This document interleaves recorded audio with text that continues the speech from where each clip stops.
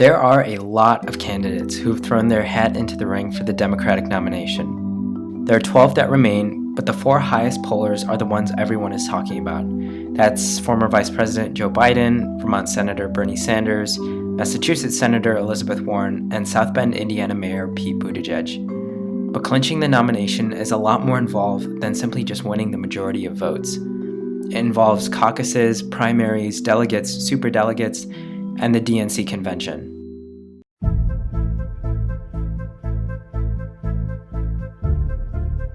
On February 3rd, 2020, starting at 7 p.m. Central Time, Iowans will gather in their local schools, gymnasiums, churches, and union halls, all known as precinct locations. Iowans will pile into these locations, physically stand in the corner of their preferred candidate, and be physically counted by election officials.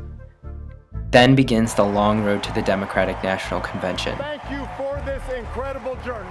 The Iowa caucus is followed by the New Hampshire primary, which is just done with a traditional ballot vote.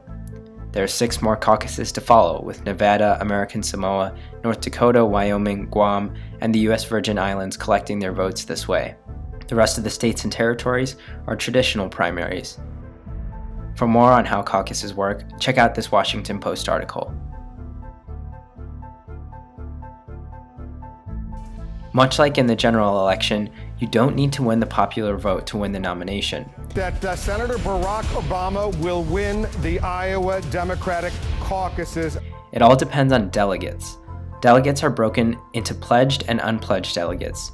There are a total of 4,750 delegates up for grabs, 3,979 pledged delegates, and 771 automatic delegates, also known as superdelegates.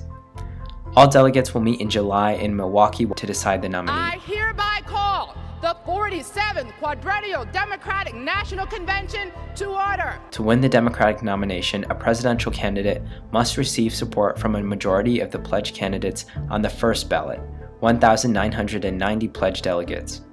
If the convention is contested and goes to a second ballot or more, superdelegates will be able to vote, and a candidate must receive majority support, more than 2,375 votes. Pledged delegates are won in primaries or caucuses. We're going to tackle pledged delegates first.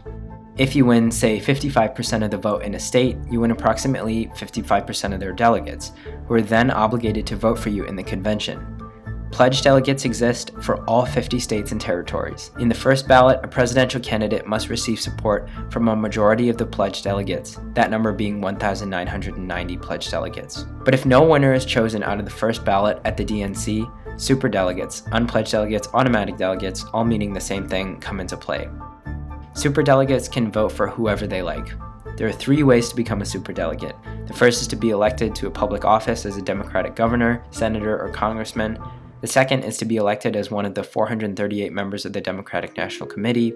The third is to become a superdelegate for life by having served as president, vice president, DNC chair, or Democratic leader in either chamber of the U.S. Congress. So yes, that does mean Joe Biden is a superdelegate who has already pledged for himself. Former Presidents Barack Obama, Bill Clinton, and Jimmy Carter have not pledged to a candidate yet. And remember, superdelegates hold a lot of power, but they only come into play if a candidate doesn't win an absolute majority of pledged delegates at the DNC convention. If candidates find themselves without enough support, it's likely they will drop out from the race. Current polling indicates tight races in many of the important early states, so it's likely we will be seeing these 4 for a few more months.